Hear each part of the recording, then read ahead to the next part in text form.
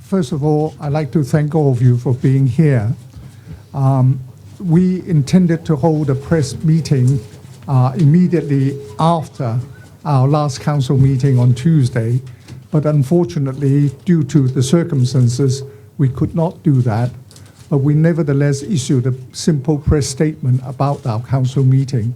But today I thought we should come and see you and explain any queries that you may have. But first of all, I would really like to give Hong Kong society, our Hong Kong citizens, our sincerest apologies for the behavior of a very small minority of students at our university. And I stress that this is a very small minority of students whose behavior we deplore.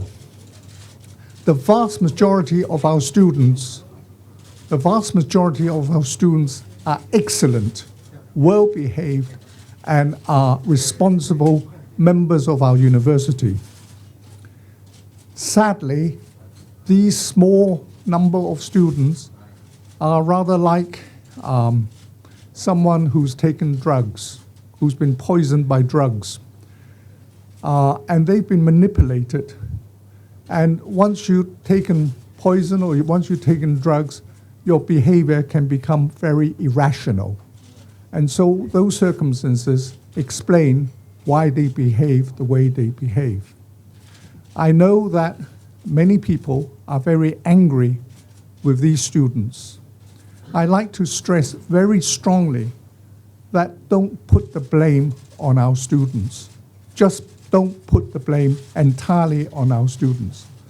We should also reflect as to who are the people behind that give the poison to our young people and take advantage of them.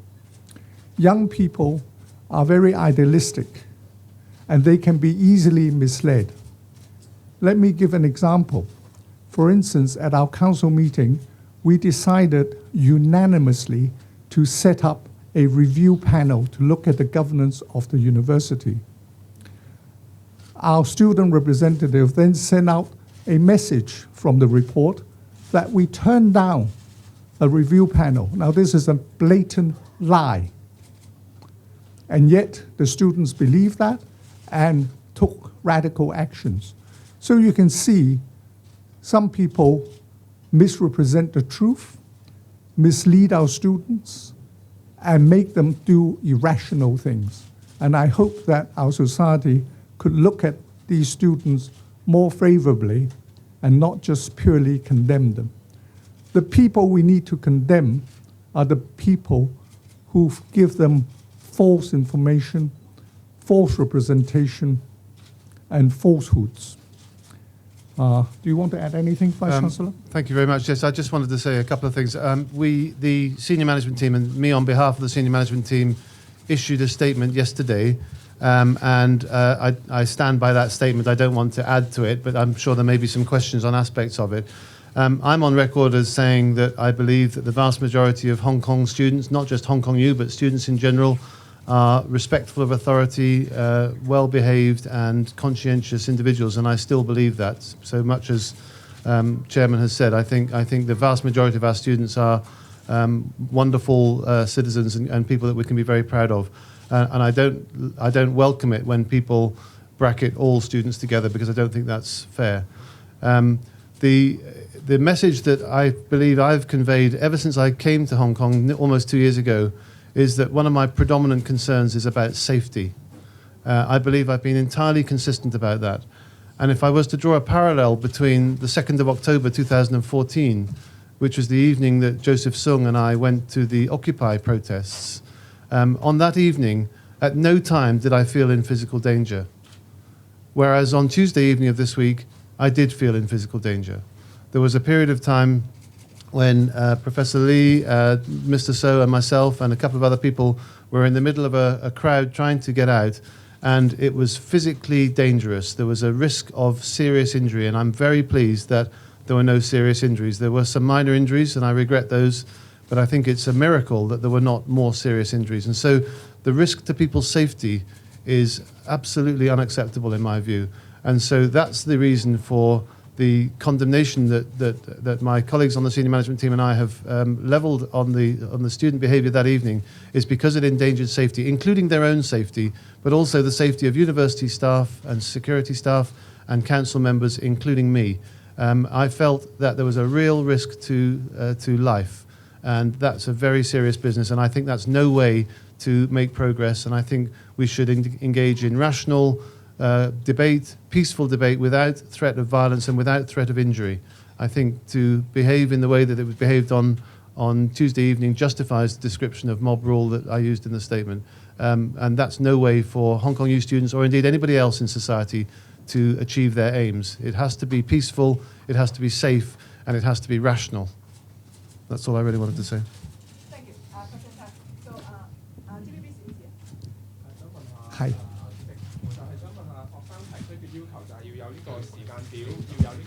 委員嘅組成，仲有一個職權範圍，想問下呢一個專責小組嘅呢一個佢哋嘅要求會唔會滿足佢哋呢？另外想問下嗰晚點解唔可以即時成立呢個專責小組？仲有就係話，如果係2個月後嗰份教資會嘅報告都未出嚟嘅話，咁會唔會主動提出成立專責小組，自己去啟動呢一個議程呢？好啊！而家我哋嗰個校委會架構呢，係由2002年呢 Sutherland Report 出咗之後，講高等教育嗰個範圍係應該點，跟住阿馮國經博士嗰時候係校委會主席，就做一個 fit for purpose， 話我哋個校委會要更改點樣。跟住2009年 Professor Nyland 加埋 Professor Neil Ruderstein， 佢係 President of Harvard University， 跟住我哋首席大法官李國能，3個人做一個小組嚟再檢討我哋大學嗰個運作同埋管治係點樣。即係而家個架構呢，係經過一段時間，一班人做咗一連串嘅研究先產成嘅。咁如果你話要改變，我哋係需要改變，因為事關最後 Nyland Report 呢都提議我哋大學每5年檢討一次。咁所以而家已經過咗5年啦，應該係時間檢討㗎啦。咁所以我哋係唔係都會做一個檢討？咁好彩UGC 亦Professor Newby 亦都啱啱做完咗一個報告，一個計我所知道一個詳細嘅報告，關於每間院校即係成個大學個制度嗰個管治應該係點樣。咁我哋大學一定要有一個回應。咁所以我哋回應呢，一定要有一個小組去睇下佢報告點樣，同我哋而家個運行有冇分別，大家可以配合。學生有一張紙拎入嚟俾我哋，就係要改變。我哋非常之歡迎佢哋有唔同嘅意見，但係佢哋如果要改變，都要做少少功課，解釋俾我哋聽。佢哋從佢哋個立場要改變，點樣改變？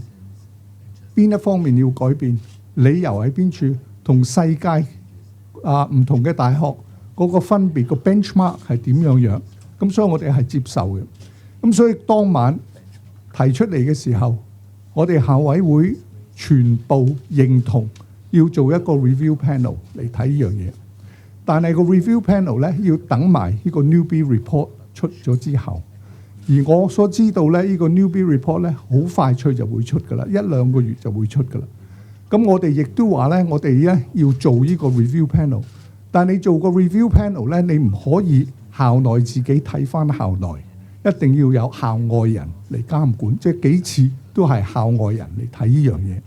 咁所以我哋要物色適合嘅校外委員，可能係國際上嘅知名學者嚟同我哋一齊研究，如果要改變點樣去改變錯。咁你要請到校外嘅知名學者呢，唔係就話我叫佢即刻會嚟，佢哋係盲人，或者有啲肯答應，有啲未必會答應。但係我哋一定會去物色，而家已經開始去物色，睇下有邊個人嚟。咁所以你話要成立嗰個委員會，唔係話我而家去成立叫阿甲乙丙即刻嚟啦，咁唔可以咁做噶嘛，係咪？咁所以我哋而家去物色緊委員，即係啲委員咧，我哋同時亦都等緊嗰個 newbie report 出。所以你話我哋會唔會做個檢討咧？我可以依處咧答應你咧，我一定會做呢個檢討。你啲學生有冇要求咧，都唔緊要。而我哋亦都歡迎其他人，如果有乜嘢覺得我哋大學做得唔好嘅地方，或要改變嘅地方，我哋亦都歡迎唔同人嘅意見。係李教授，首先想請教翻咧，頭先你用英文嗰段發言咧，講到話你覺得咧當日嘅學生咧就好似 take 咗 drugs 咁，即係食咗藥，甚至係吸咗毒咁樣啦。跟住你就話係有人 poison 佢哋，即係有人向佢哋落毒。可唔可以即係講下點解你會有呢個睇法啦？同埋你話係有一啲人誤導咗佢哋，令到佢哋有一啲激進嘅行為。呢一個指控係咪指控馮敬恩嘅咧？我講得好清楚，我覺得我哋學生係非常之有理念、有理想嘅年青人係一件好事嚟嘅。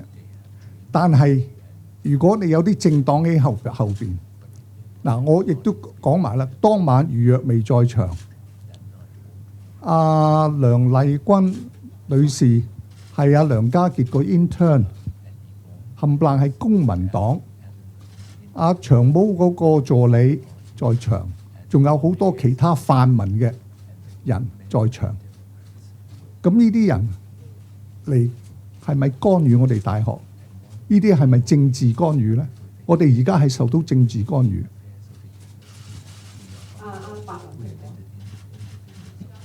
學生咧就批評李教授，有啲學生咧就批評你當日咧其實係同啲學生傾緊嗰個對話條件，但係咧未傾完咧你就已經即係喺後門度走咗啦。咁啊質疑你聲東擊西，可唔可以即係回應下呢個指控？同埋可唔可以講清楚咧？其實你頭先話即係所謂荼毒啲學生咧，喺即係咪講緊公民黨定講緊乜嘢？同埋你話啲學生照食咗藥，你可唔可以即係 elaborate 下點解你會有呢個諗法？唔該。好簡單當日我已經講得好清楚，我幾時都高興見學生、見教職員、見同事。但係日常嘅大學運作唔係由校委會去管，係由校長兼佢個 senior management team 去管理嘅。咁所以如果有學生要見我呢，我樂意去見佢，但係一定要經校長。咁而家校長亦都話安排啲學生，但係你唔可以喺處暴動而強迫你一定要出嚟見我，我就要即刻出嚟見你。我哋做事要有秩序，要有規矩。咁所以你話要見我，我係樂意見你。至於你話背後嗰個政治干預嗰方面，好簡單。你而家學生係有理念，係有理想，我哋係想民主，想有自由，唔想有人干預。但你諗諗，邊啲人而家係干預啊？陳文敏事件亦都係一種干預。大學做一個決定，你要反呢個決定，以呢個大學正式合法通過嘅嘢，咁呢個唔係干預咩？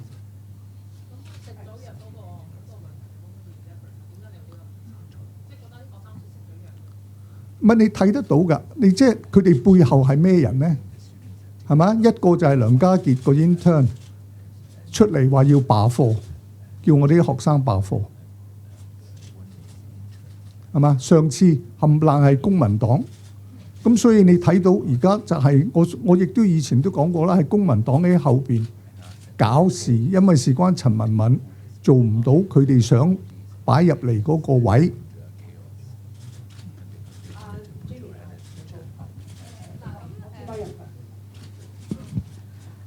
其實咧，你未上任之前咧，好多學生同埋教職員咧都反對你做校委會主席㗎。咁你覺唔覺得咧，梁振英今次委任你咧，都係一個政治干預啊？呢個完全唔係政治干預，因為校監係有權喺法律上委任校委會主席。呢個所以佢係依法做事，唔係咩問題。至於你話有好多校友有2次公投，係有97%嘅人反對我，係嘛？但係如果你睇翻校友呢，總共有17萬人，有4000人去投票，即係有30%人呢係反對我嘅。但係如果你倒翻轉嚟講咧，係有97%、97%人咧係冇對我係冇意見，係冇問題嘅。主席想問下，其實你哋會幾時去見翻班學生？因為話10日之內會安排你哋去見學生啦。咁另外就係你哋會唔會即係之後去追究翻學生嗰日圍堵嘅行動啦？咁另外就係嗰個成立個檢討大學專題個小組咧，其實會唔會加入傾呢一個特首校監必然制咧？第一樣嘢就係我幾時會見學生咧？我幾時都歡迎見學生。而家個安排咧係由校長去安排，我亦都講得好清楚。校委會係唔會直接同學生或教職員做咩聯絡，而經過校長。咁所以我哋一定要跟翻規矩去做事。至於會唔會跟進學生呢個問題，亦都講得好清楚，係唔關校委會嘅事。教職員同學生嘅問題係由學校管理層去處理。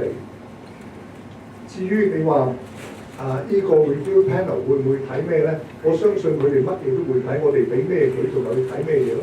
不過我哋要睇清楚嗰個 review report 點樣寫啲乜嘢嘢，我哋要揾啲咩人選最適合去研究呢樣嘢。咁我哋要等呢個 report 出啦。不過但唔係話我哋而家唔想去物色人。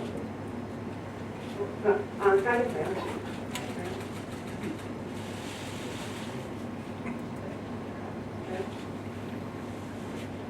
都想問翻教授，頭先即係你用到暴動去形容當晚嗰個情況，我覺得其實你當晚係咪即係認為嗰個示威有啲學生係真係好似暴民咁樣樣咯？同埋即係其實當日咧，警方入到校園嘅時候都有攞咗呢個呼籲噴霧出嚟。咁你覺得警方用呼籲噴霧喺學校入面去同學生即係亮出呼籲噴霧係咪合適嘅做法咧？咁同埋即係之前你上任嘅時候都講過話，希望即係可以將大學即係更上一層樓咁樣。咁其實第一次主持一個會議個場面就變成咁樣，有冇信心或者點樣之後可以繼續有效咁帶領大學？我對大學非常有信心。如果我冇信心，我就唔會做呢個位。第二樣嘢，你話人身安全嗰方面，校長已經講咗啦，佢自己都覺得佢個安全有問題。大家亦都睇到有好多學生揾嗰啲膠索鎖住啲門。如果嗰個建築物發火生火啲人走唔得嘅，可以燒死人。咁所以係非常之危險。咁你話如果呢個唔係一種暴動，我就唔知係乜嘢。警察係有權執行佢哋嘅責任，佢哋個責任就係保存個人同埋物業嘅安全。咁所以警察用咩手段咧？呢個由警察自己去做判斷。好，Shirley 立華早報第二行。Hi, Dr. Lee, Shirley from South China Morning Post. You mentioned about political interference from pan-democratic parties, but people also see several pro-Beijing newspapers such as 文汇报 and 大公报, as well as Global Times, in criticizing Professor Johannes Chan and criticizing HKU students. Do you believe that is also political interference? And also, what do you think of Professor Matheson's handling of student protests and his nomination of Professor Johannes Chan as the PVC? And do you support Professor Matheson's seeking of second term? Thanks. I think you answered all the questions in that. First of all, I have to thank Wen Huibo. Since my last statement was leaked in the radio, underhandedly leaked out, Wen Huibo has very kindly given me a 3-year subscription. And I have been reading Wen Huibo as a result of that. And I do appreciate that Chinese is extremely good. Now, as to, is this a political interference? Well, Apple Daily every day criticizes everybody, you know, any pro-government, any pro-establishment, any pro-Beijing, any faction. Is this political interference? In Hong Kong, we have freedom of speech and freedom of expression and freedom of thought. So anyone could write to any newspaper, including the South China Morning Post, to express their wishes. Now, whether you believe them or not is entirely up to you. So I don't see that as political interference. If, however, Beijing phones me up or asks me to do something for the university or against the university or for the appointment of Professor Chen or not to appoint Professor Chen, I would see that as interference. But time and again, every council member has stated that there has been no outside person or people or organization or association or office has contacted them about their point. The only thing that has come out is from the civic party. Okay? On my second question about your opinions on Professor Matheson's handling of protests and nominating. I have every confidence. As far as student discipline and handling of the university affairs is entirely up to Professor Matheson and the senior management team. I have every confidence in Professor Matheson and the senior management team to deal with the day-to-day matters of the university. I have no hesitation in supporting Professor Matheson and agreeing with Professor Matheson. Do you support his second term, President? I don't know if Professor Matheson wants to stay on after this riot. Do you want to stay, Professor Matheson? My standard answer to any questions about my second term is that I've not yet completed 2 years of my first term, so it's far too soon for me to be thinking about my second term. Okay, thank you. 咁請大家先介紹下自己係邊個機構先最後講中間嗰位小姐。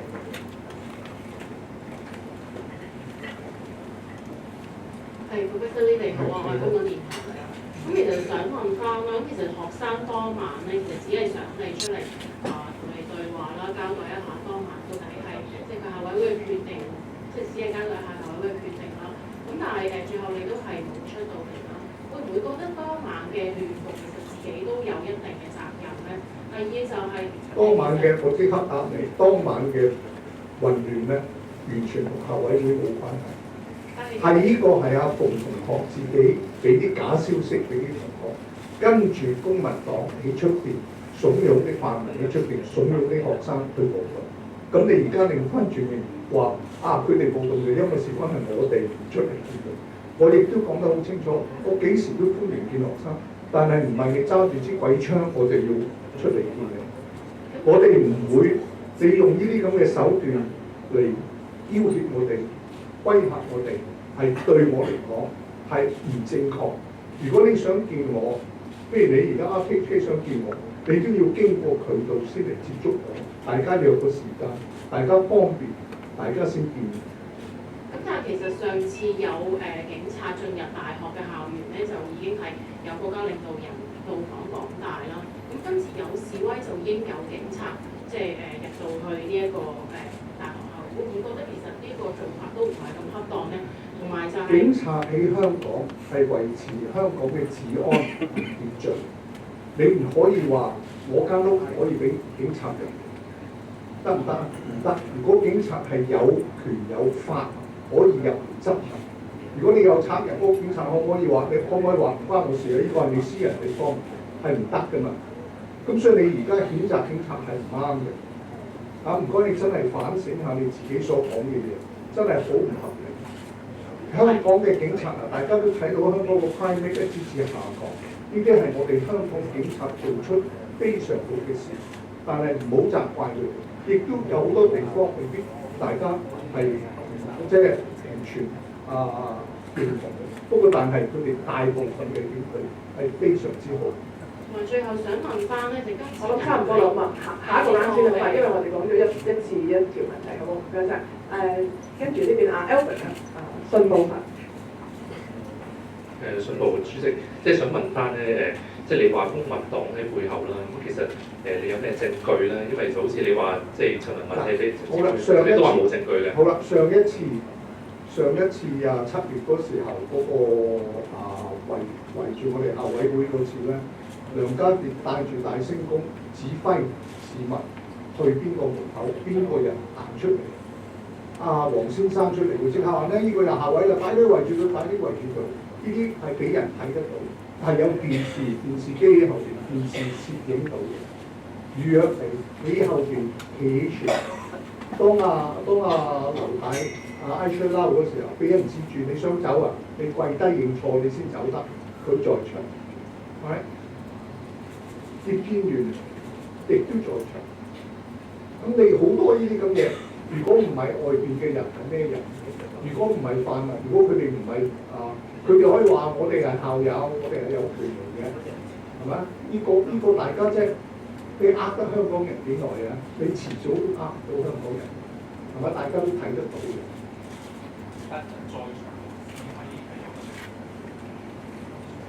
咁你在場揸住個手機嚇，係咪講緊股市咧？嘅第三項中間咧，請介紹自己。係有線電視網嘅。想問翻李教授就係、你第一次主持會議，咁今次嘅場面就咁對立咯。其實你覺得唔係第一次，我今次主持個會議係非常之成功。我亦都受到好多委員讚我，話做得主持得非常之好，個會議係完全冇問題。係會議之後，俾人用假消息傳出去，話我哋唔做嗰個 review panel， 先激發到啲學生。咁但係而家即係學生嘅關係啦，同學生嘅關係都處於比較。呢啲係少部分嘅學生。咁你覺得你咁嘅情況會唔會同你自己個人，譬如你而家行事作風或者性格有關係咧？即係導致到咁嘅情況？如果係會有咩？有兩樣嘢大家要講得好清楚。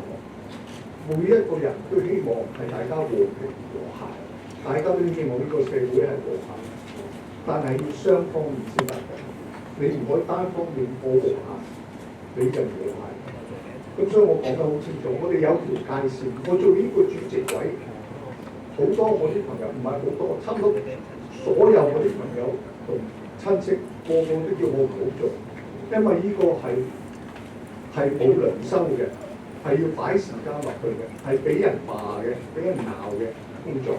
但係點解我最後決定出嚟做呢個位咧？好簡單，就係我哋香港人應該企出嚟話 enough is enough， 夠啦！我哋要 stand up for decency。我哋要企出嚟話乜嘢係公道、公平、公正、光明正大，行得正、企得正。咁但係以前好少有咁嘅情況發生，但係你第一次主持會議就有咁嘅情況，即係你覺得？我第一次主持會議係冇問題嘅，大家講得好清楚，個會議係好順利。你可以問翻校長，個會議係咪好順利？即係你覺得即係？我諗下一個人先問得唔好意思啊，好多人問下。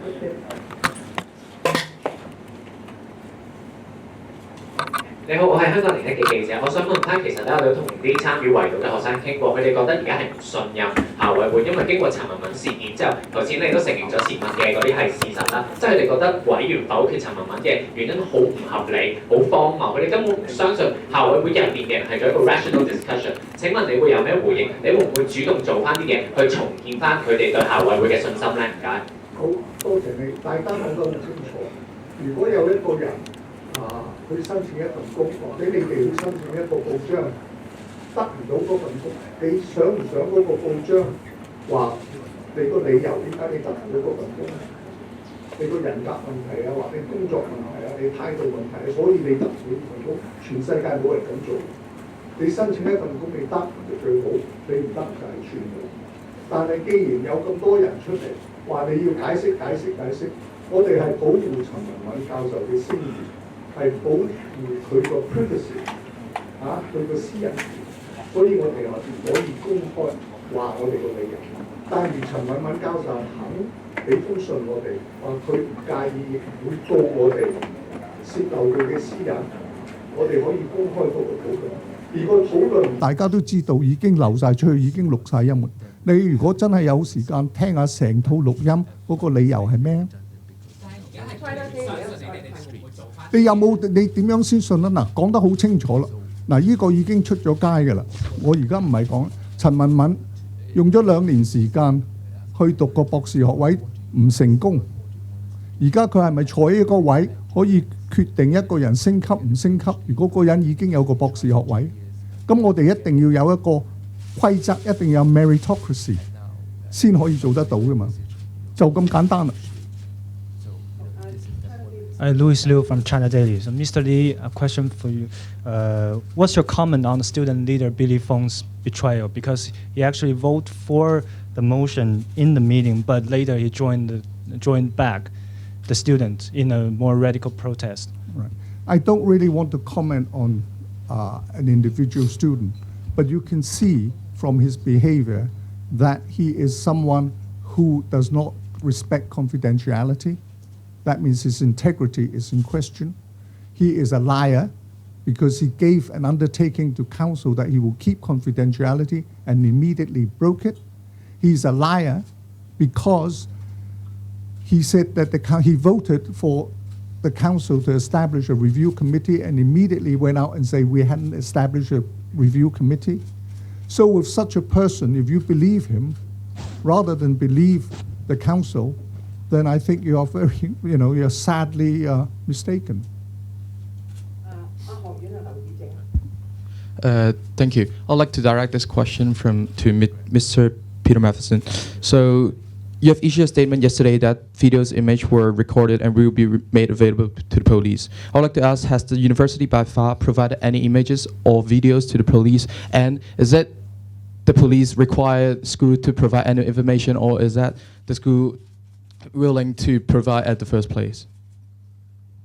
So the university will make every effort to cooperate with the police, not just on this issue, but on any issue, that we regard that as responsible citizenship. In relation to the events on Tuesday night, there was an allegation of criminal damage being done to some of the doors of the building, and the police are investigating that, and the police have requested the CCTV images of that door, and the images have been provided.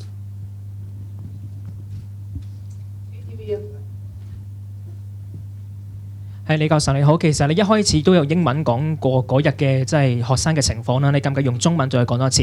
又擔唔擔心今日嘅言論會令到同學生嘅分歧越嚟越大咧？唔該。首先，我想向香港市民做一個道歉，就係因為事關我哋有少部分、好少部分嘅學生前晚做一啲係社會唔認同嘅行為，而影響到人身嘅安全各方面。但係我要即係再要講清楚咧，就係我哋大部分嘅學生咧係非常之好嘅，所以大家希望唔好一竹竿打盡一船人。而少部分學生咧，我亦都好明白佢哋嗰個動機係乜嘢嘢，佢哋係有理念，係想做好嘅。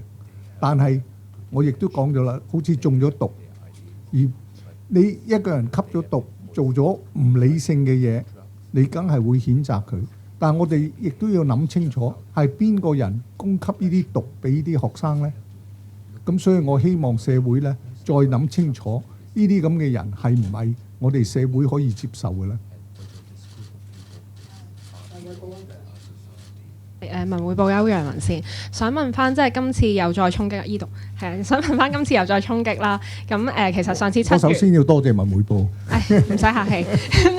即係今次又再衝擊嘅時候，即係其實7月已經發生過啦。其實啲學生有冇受過處分 ？Council 有冇諗過真係要正視呢個問題，去避免再發生呢啲情況咁樣呢？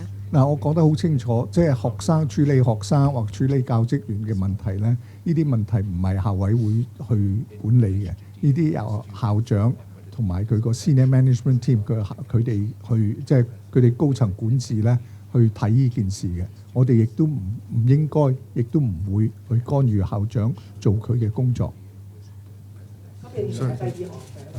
Let me just comment on that as well. I think there's a distinction between council and council members and the students of the university. So, in my opinion, actions that are taken against council members are a matter for council, and I think there should be the same rules for all council members, whether they're staff or students or lay members.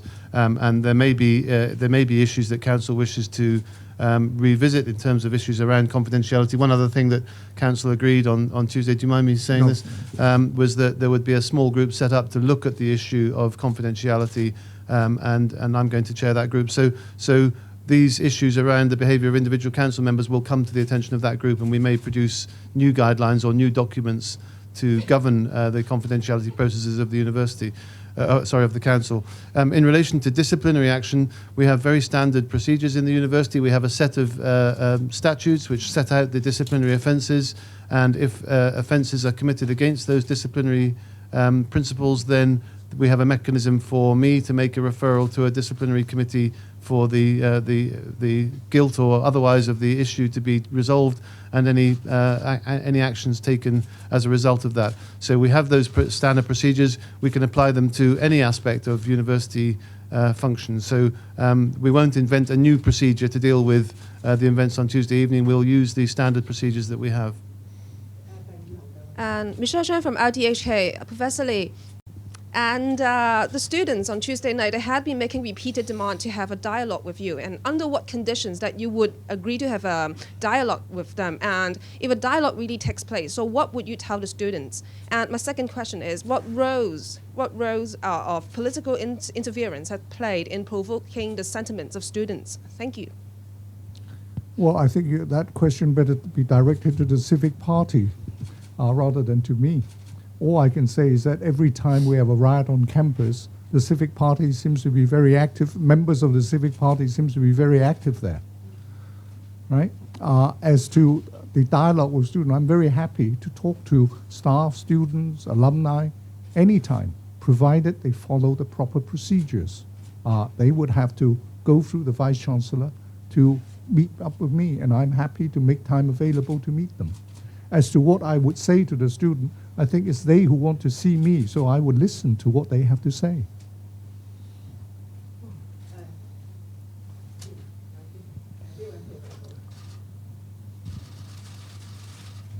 係你好，《東方日報》嘅，咁想問下主席點評價馮敬恩佢嘅為人同埋當晚嘅行為啦？咁係咪真係大話精咧？即係好似你啱啱英文答咗，同埋點解咧？唔該。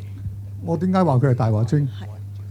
你認唔認為佢係一個大話精？佢嗰個如果我唔認為佢大話精，我唔會話佢係大話精啦，係嘛？而我點解話佢大話精個理由好簡單，佢喺校委會入邊應承咗保密，出去就即刻開記者會，漏晒我哋所講嘅嘢。咁呢個唔係講大話啦，對校委會。第二樣嘢，尋日我哋即係前日我哋開會，我哋大家全體一致通過呢個 review panel 成立，而佢亦都可以話俾啲學生聽，我哋唔成立呢個 review panel， 呢啲咪又係大話咯。咁呢個咁嘅人，你俾香港市民大家睇下，佢係咪大話精，因為佢唔係大話精啦，係嘛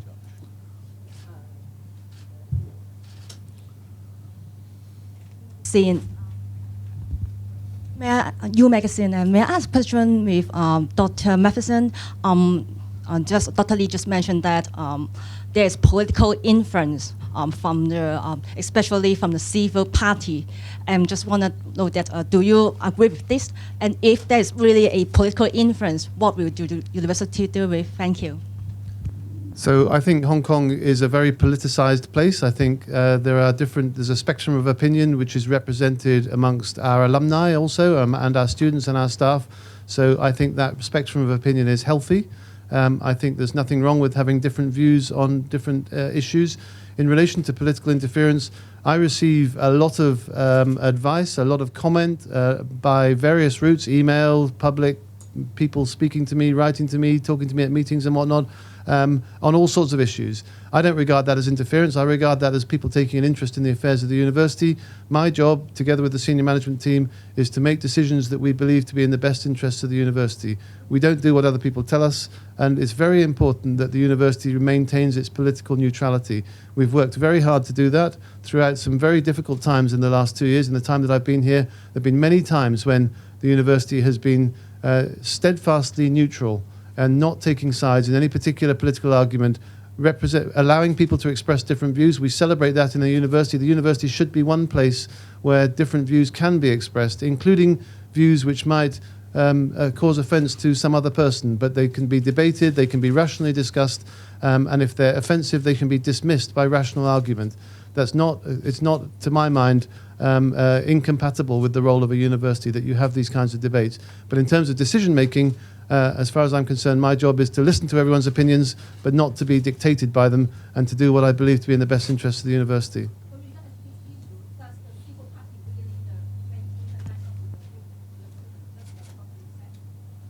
Well, you've heard Professor Lee's opinion on that. I mean, as far as I'm concerned, there are all sorts of influences on the students and the staff, and indeed on me.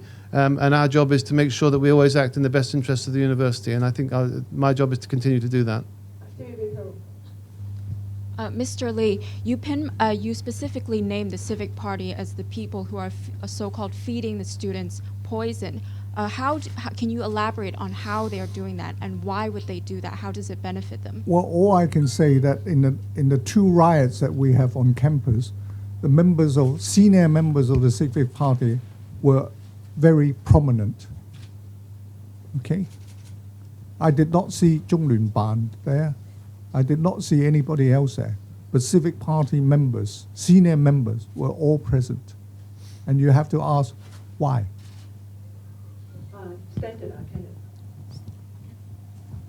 Professor Ma斐son, as Professor Lee said, the Civic Party is the one who behind the students. Would you please clearly state that you agree or disagree with Professor Lee's opinion? And second, would you going to punish the class strike committee members and including and also punish President Feng Jing'en? And then for Professor Lee, as you have mentioned, Civic Party, they are behind them. But also what I have observed, and also some other pan-democratic parties members are there. But why you are pinpointing the Civic Party?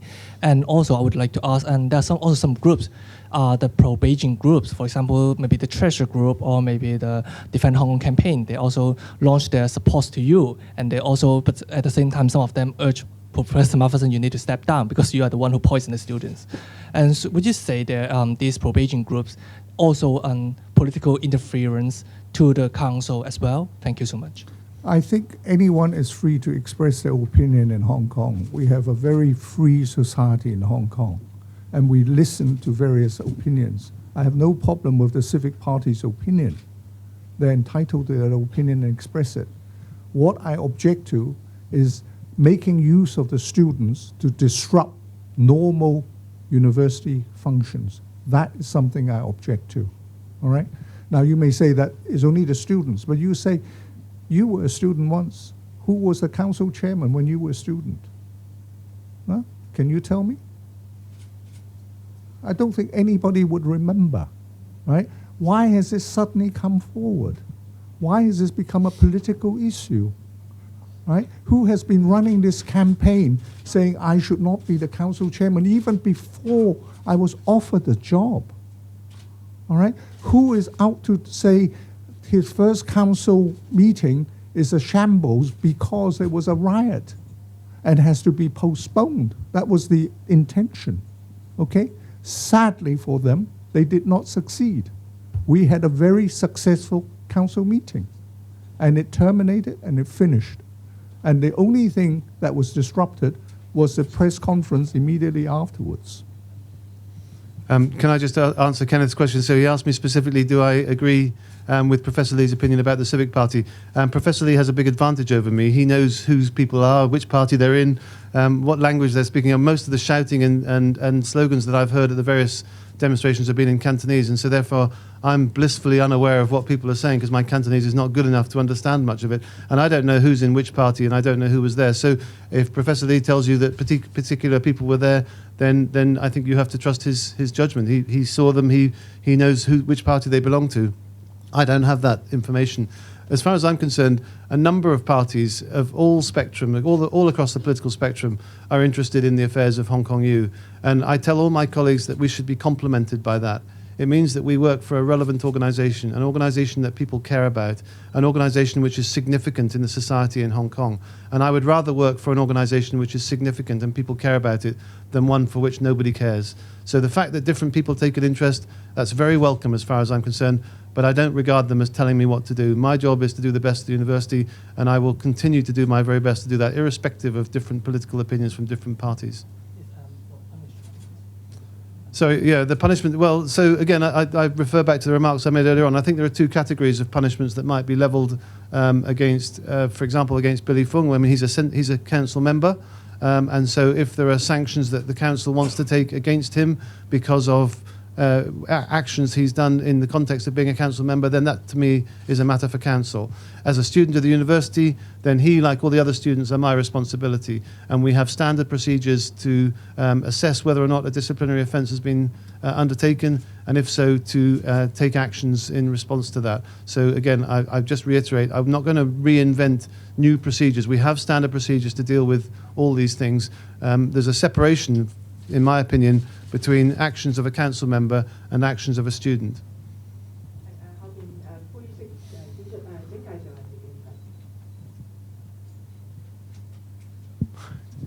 我哋係港大校園電視，我想問李國章先生呢條問題會用廣東話問啊。咁你就不斷咁樣去重複講話只係少數嘅學生其實係 show 到一個即係唔 support 你啦。但其實香港大學學生會咁就同全部真正嘅香港大學學生就有一個公投，咁就投咗出2條議案出嚟，咁就關於你本人啦，同埋呢個校委會嘅 structure， 咁就有2條 motion 就過咗嘅。第1號議案，香港大學校務委員會主席必須由教師、職員及學生接受人選出任，有5119位真正港大同學贊成，110人反對，87人棄權。第2號議案，李國章不適合在香港大學管治架構擔任任何職位，同樣贊成4785票，反對178票，棄權353票。以下有3 part 嘅問題，希望你可以回答。第一，你到一刻你仲覺唔覺得唔 support 你嘅學生係一個少數人？第二，你本人支唔支持校務委員會主席必須由教師、職員以及學生接受人選出任？第三，根據你一開頭嘅一個講話，我哋想問你點解覺得自己有呢個資格去到代表學生道歉？最後，我哋想問and the last question will be directed to Professor Peter Matheson. Would you yourself promise whether the school itself would have the police or call the police directly to apply for to blame the student or to ask for arresting any student who damaged the property or for any reason? To be simple, but Peter Matheson, would you can you promise or tell us whether the school itself will find the police itself to arrest the student for any reason? Thank you. Shall I answer that first? So the police are investigating whether there were criminal offences committed on Tuesday evening, as is the police's job. We will cooperate with the police. As I've already said, they've asked us for information, and that information we've provided to them. So it's not a matter for the school to decide about criminal offences. That's a matter for the police. But we will cooperate with the police. Whilst there's a police investigation going on, it wouldn't be appropriate for me to comment on the outcome of it, who's in the right or who's in the wrong. That's a matter for the police and the judicial process to decide. So can the school promise that there will not be any punishment that was made by the school towards the student, not from the police, but from... No, the school cannot promise that. Let me answer your first question. Do you know how many students are at Hong Kong U? Total amount? And how many actually voted? It's only a minority. And the turnout rate is very low. All right? So therefore, if you look at a poll, it doesn't mean anything. Secondly, as to the composition of the council, fine, you can vote and you can let us know your opinion. We respect and we listen to your opinion. But you also got to give us reasons. I've given you reason why the current structure is it is. We have the Sutherland report, we have the Fit for Purpose report, we have the Nyland report, and you just have one vote and tell us that we got to throw this all into the ground. Forget it, because the student has voted. A minority of students voted. Now, is that a reasonable thing for a reasonable council to accept?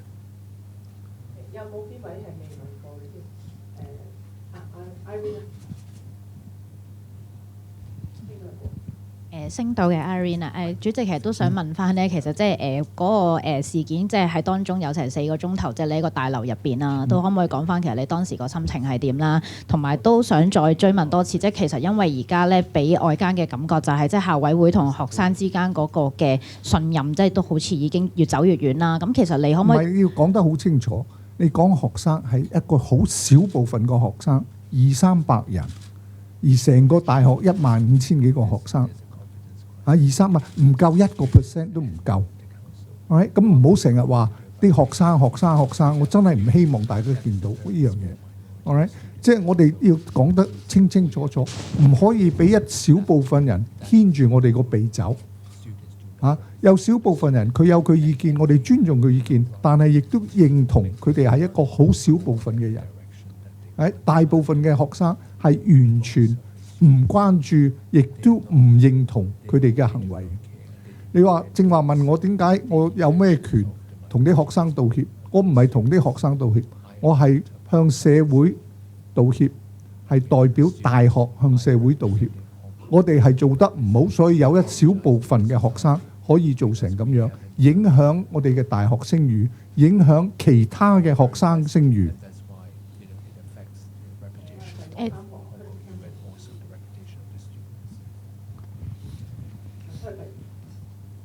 你好，大公報，我想問下，即係校委會係第2次受到衝擊啦，擔唔擔心呢個會變成一種常態，同埋之後嘅保安措施會唔會加強，同埋會唔會改變地方？另外，今次事件當中好似有啲好似大門啊，同埋啲燈啊等等內容都被損壞到嘅，咁校方會唔會去向啲學生追索呢個民事賠償呢？唔該。個校委會，我哋係要保護我哋嘅校委嘅安全。咁以後我亦都唔希望再會發生呢啲咁嘅事件。但發生呢啲事件唔係由學校香港大學可以 control 到嘅，呢個係由 civic party 可唔可以 control 到嘅？我希望公民黨真係諗清楚係咪再要咁樣擺大學上台嚟搞。我知道今年係選舉年，佢哋要攞啲話題，葉建源要攞啲話題要出嚟，話呢樣又唔掂，嗰樣又唔掂。不過但係而家大學係俾佢哋嘅聲譽係俾佢哋影響到嘅。至於會唔會追究呢方面，呢啲要由校長同埋佢哋個 senior management team 佢哋高層管理員咧去做一個決定。呢個唔關我哋校委會，我哋亦都唔會干預。時間關係，最後2條啦，唔好意思，因為頭先係講咗嚇。咁就第2個 round 有線佢要。This question is direct to Professor Matheson. As just asked about the political influence to the university, I would like to ask particular on the Tuesday night. As Mr. Lee has said, there was political influence, especially from the civil party. Do you think that on the night the students' action is politically influenced and especially by the civil party? I have no idea. I think you'd have to ask the students and you'd have to ask the civic party. As I said earlier on, I don't recognise these people, so I don't know who these people are that are members of one political party or not. And actually, I'm rather pleased I don't, because my job is to concentrate on the university and not worry about political parties or their opinions. So I don't know. I recognise that there were people there that were not students, at least as judging by their age and other aspects. But there were also a lot of people there that were clearly students, including some of the students that I know. So I think there was a mixture of people there, but there was certainly a substantial number of Hong Kong U students there. And since the Hong Kong U students are my responsibility and I care about their safety, and I care about their welfare, it was them that I addressed my remarks to on the night and subsequently. But you, as a principal of the university, don't you have any analysis towards the actions? Does it politically influenced? Well, of course, I've read the same theories as everybody else has about who's influencing who. I mean, there were different groups. There were other groups that you would be regarded as pro-establishment, calling for me to resign and whatnot because it's all my fault. So I mean, I think there are a number of parties. But the students' action, does it being influenced? I've no idea. You have to ask the students. Okay, 最後嗰位頭先你問咗嚇，你 pass 個咪過嚟。係啦，我都港大學院嘅 Kyle， 想問李國章先生，你頭先話5000人可能係一個比較細嘅數字，咁想問李國章先生，你覺得幾多嘅人數係足夠反映港大學生嘅意見呢？如果第日可能港大學生集合到呢個人數，你可唔可以承諾喺你心目中呢個數字，例如喺公投或者聯署第日可能唔同嘅表達意見嘅方法，你承諾如果達到呢個數字係會答應學生嘅要求同訴求呢？多謝。你一個我哋嗰個校規，我係跟我哋嘅校規做事。校規冇話一個公投，校委會就要跟個公投去做事。咁所以呢，你有一個公投係表達一種意見，我哋係聽到你意見係完全冇問題。但如果你講個意見出嚟呢，你一定要有根據有道理，唔係盲馬馬咁樣去嗌口號，咁係大家唔可以接受。